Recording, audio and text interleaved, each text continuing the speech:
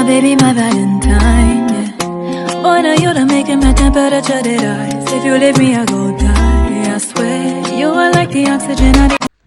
Hi guys, my name is Nonima Digela. Welcome to the Noni M podcast. So today I want us to talk about a new case that is coming through. It's already processed in the courtrooms, in the court rolls, but it's going to be another interesting case, which is also shocking, by the way. But who are we to judge? We listen, we do not judge. Things happen in this country. We are people, we make mistakes. Okay? Yeah, I am shocked, but yeah, we are people, we make mistakes. Yeah. Anyway, so let me read this article for you guys from IOL, because I saw on the news today that Ncobo, general manager for Premier Soccer League, was arrested. Okay, he handed himself over the Belleville police station here in the Western Cape and went to court same day also, and he was given bail of 20,000 or if not 30k. He is arrested with his wife. They were under arrest, him and his wife. Anyway, here's the article that is going to tell us what exactly happened. Premier Soccer League General Manager Ncobo and his wife charged with fraud and money laundering. The General Manager of the Premier Soccer League and his wife appeared in the Belleville Magistrate Court in Cape Town on fraud and money laundering charges. Andile Ace Ncobo, a former international referee, and his wife Salome, 47, the charges relate to a 15 million rand donation for a school construction project in the Eastern Cape. The duo made a brief appearance and appeared elegantly dressed in the dock as they were formally charged. The state alleges that Ncobo and his wife embarked on a scheme to obtain monies from Petroleum, Oil and Gas Corporation of South Africa, SOC Limited, which is known as Petro SA, in a fraudulent manner in favor of themselves, their family members, and or entities in which they had a vested interest. Petro SA ran a corporate social investment CSI program, which was responsible for administering and granting of monetary donations to needy and disadvantaged schools, institutions, or disaster management programs. The program focused on education, health, community enhancement, and or environment. During 2008, Gangata Junior Secondary School, Eastern Cape, applied for a donation to build new classrooms with equipment and furniture, an administration block with equipment and furniture, ablution facilities, a science laboratory with equipment and furniture, a computer laboratory with equipment and furniture, develop the sports field, and erect a security fence. Petro SA agreed to donate 13 million to rebuild the school. A King's Gangata Building Trust, unregistered, was established to facilitate the funding and rebuild of the school. Ncobo oversaw and managed the construction, which started in November 2008 and was completed in September 2009. The school never authorized him to act as its representative or to be appointed as a project manager to oversee and manage the construction. The court granted the couple bail. Ace was granted 50,000 bail, while his wife was granted 30,000 bail. The matter has been ongoing investigation by Directorate for Priority Crimes Investigation, known as Hawks, for over a decade. The provincial spokesperson for Hawks, Warrant Officer Zinzi Hani, said it is reported that the duo allegedly misrepresented Petro SA by claiming that Gangata Junior Secondary School, JSS, required infrastructure. They submitted proposal and supported by forged trust deeds and donor documentation, creating a false impression that Gangata Projects, a non-registered entity, was a legitimate channel for school development. Petro SA, relying on these representations, paid 13 million to Gangata Junior Secondary School. The trust deed associated with King's Gangata Building Trust was not registered and the signatures were allegedly falsified, Hani said. She said the Gangata Project Bank account received approximately 13 million rands. The scheme was executed through the submission of falsified documents, creation of fictitious or unregistered entities, and subsequent laundering of the proceeds through a personal account, and he said.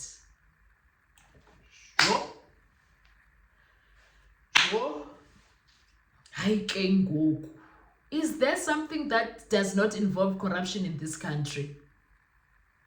Is there something that does not involve corruption in South Africa? What is this now, guys?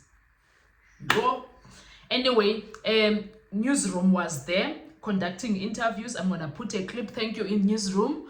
I'm going to put a clip of yours in that so that people can see that this actually happened. And Ncobo was indeed arrested. I'm going to put a clip there where we're going to see Ncobo, and then there's an interview that is done by a news reporter from Newsroom. Because, wow, I'm shocked. Anyway, guys, what are your thoughts when it comes to this? I do not know how to feel about it, but I'm thinking if it's Petro SA that lodged the complaint, these two, they are in deep-ish. They are in deep-ish. If this was done, the complainant is Petro SA, I do not see how they are going to go scot-free.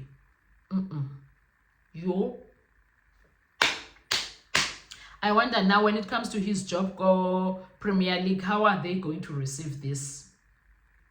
He's the general manager. Are they going to still keep him?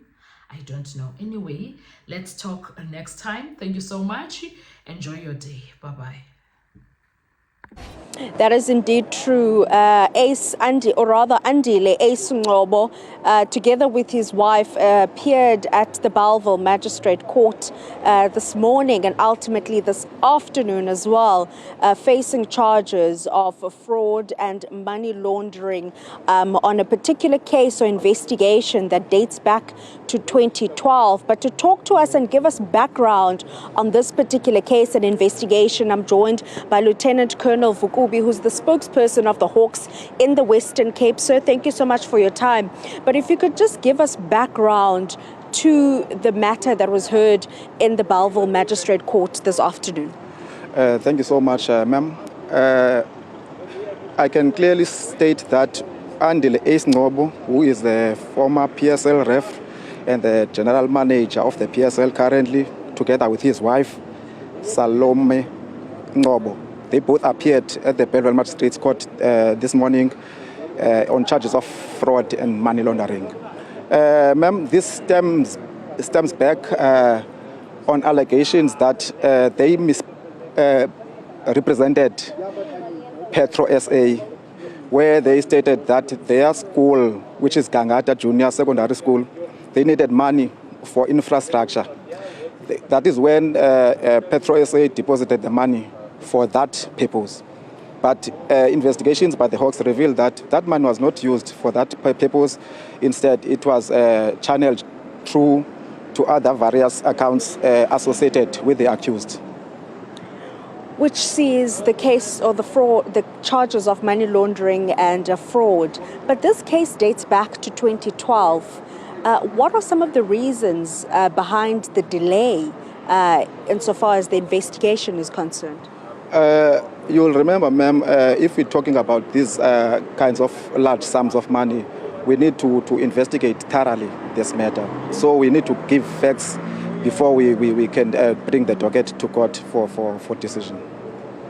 Thank you so much. That is Lieutenant Colonel Vukubi there, the spokesperson in the Western Cape for the Hawks, giving us history or background to the matter that was heard at the Bellville Magistrate Court, where Ace Ncobo, together with his wife Salome Ncobo, appeared facing fraud and money laundering charges. But to detail to us what happened in court, I'm joined by Eric Ndabazalila.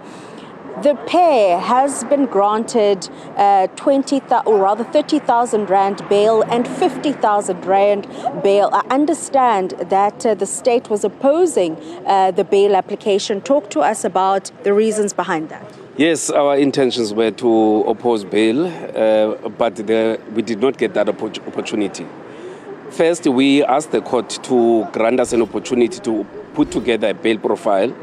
That opportunity was denied by the court.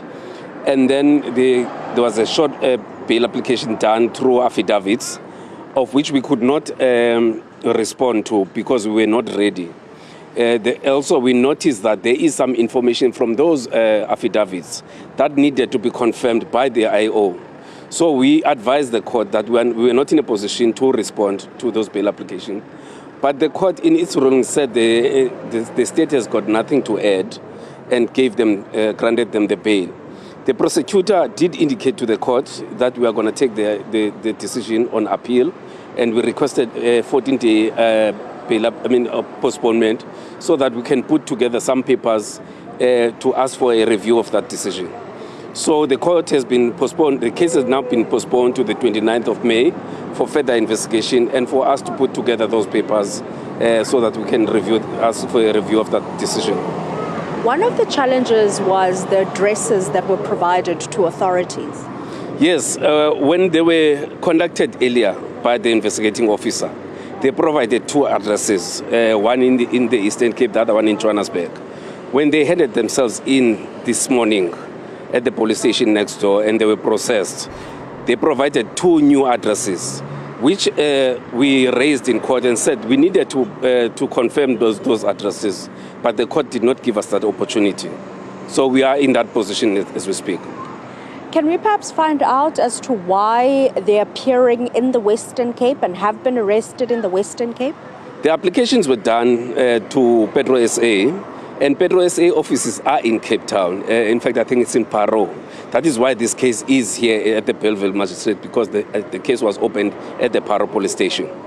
Thank you so much. We'll have to leave it there. Eric Ndabazalila, the spokesperson of the NPA in the Western Cape. This falls at the backdrop of the appearance of Andile Ace Ncobo, who was the former referee in the PSL, together with his wife Salome Ncobo, who have been granted bail by the Bellville Magistrate Court of 50,000 rand and 30,000 rand. And we're now hearing from the NPA that they intend to appeal the decision by the Bellville Magistrate Court to grant the two the bail. And we do know that they will return to the Bellville Magistrate Court on the 29th of May, facing money laundering and fraud charges. Survive, I'll be on.